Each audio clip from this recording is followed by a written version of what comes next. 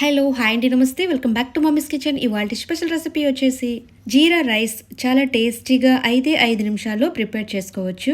ఓపిక లేనప్పుడు ఇలా సింపుల్గా టేస్టీగా జీరా రైస్ ప్రిపేర్ చేసుకుని చక్కగా తినేయొచ్చు. ఇక వీడియోని ఎక్కడ కూడా స్కిప్ చేయకుండా చూసి ఇంట్లో తప్పకుండా ట్రై చేయండి. ఇక లేట్ చేయకుండా ఎంతో టేస్టీగా ఉండే జీరా రైస్ ఎలా ప్రిపేర్ చేసుకోవాలి ఇప్పుడు చూద్దాము. ముందుగా ఒక బౌల్ తీసుకుని 1 టేబుల్ స్పూన్ వరకు జీలకర్ర తీసుకోవాలి. వాటర్ వేసుకుని ఒక 5 నిమిషాలు నానబెట్టుకోవాలి. ఆల్రెడీ ఉడికించిన బాస్మతి రైస్ తీసుకున్నానండి. రైస్ ని ఇలా పొడి పొడిగా ఉడికించుకుని తీసుకోవాలి.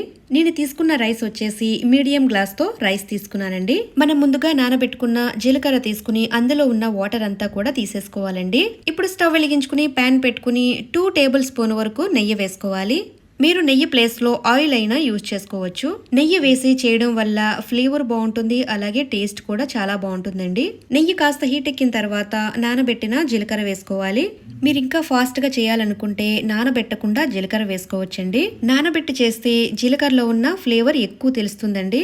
ఇప్పుడు ఇందులో 1/2 టీ స్పూన్ వరకు మిరియాలు వేసుకోవాలి.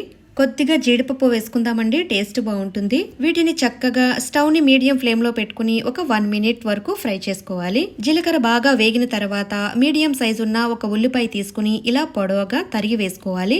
ఈ జీరా రైస్ వచ్చేసి ఒక్కొక్కరు ఒక్కొక్క విధంగా చేసుకుంటూ ఉంటారండి. వట్టి జీలకర్ర వేసుకుని ప్లేన్ గా చేసుకుంటూ ఉంటారు. ఇలా అన్ని వేసుకుని చేసుకుంటే ఇంకా టేస్ట్ బాగుంటుందండి. ఇప్పుడు ఇందులో కారానికి తగ్గట్టుగా ఒక 4 పచ్చిమిరపకాయలు తరిగి వేసుకోవాలి.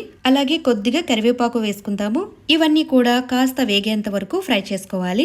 టేస్ట్ కు తగ్గట్టుగా 1/2 టీ స్పూన్ వరకు సాల్ట్ వేసుకోవాలి. సాల్ట్ వేసుకుని మిక్స్ చేసుకున్న తర్వాత మనం ముందుగా ఉడికించుకుని పెట్టుకున్న బాస్మతి రైస్ ని వేసేసుకుందాము. రైస్ వేసుకున్న తర్వాత మొత్తం కలిసేటట్టుగా చక్కగా మిక్స్ చేసుకోవాలి. మరి ఫాస్ట్ గా కాకుండా నెమ్మదిగా మిక్స్ చేసుకోవాలి. మనం తీసుకున్నది బాస్మతి రైస్ కాబట్టి విరిగిపోకుండా ఉంటుంది. ఇలా చక్కగా మిక్స్ చేసుకున్న తర్వాత ఇప్పుడు ఇందులో సన్నగా తరిగిన కొత్తిమీర కొద్దిగా వేసుకుందాము. కొత్తిమీర వేసుకుని మిక్స్ చేసుకున్న తర్వాత అంతేనండి, రెడీ అయిపోయింది జీరా రైస్. స్టవ్ ఆఫ్ చేసేసుకుని ఒక ప్లేట్ లోకి తీసుకుందాము.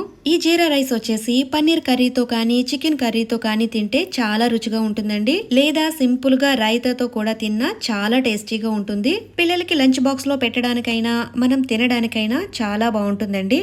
ఎంతో ఈజీగా టేస్టీగా ప్రిపేర్ చేసుకున్న ఈ జీరా రైస్ ని మీరు కూడా ఇంట్లో తప్పకుండా ట్రై చేయండి. ఇక రెసిపీ నచ్చినట్లయితే లైక్ అండ్ షేర్ చేయండి, సబ్స్క్రైబ్ చేసుకోండి. మరిన్ని స్పెషల్ వీడియోస్ కోసం బెల్ ఐకాన్ ప్రెస్ చేయండి. Thank you for watching mummies kitchen Telugu.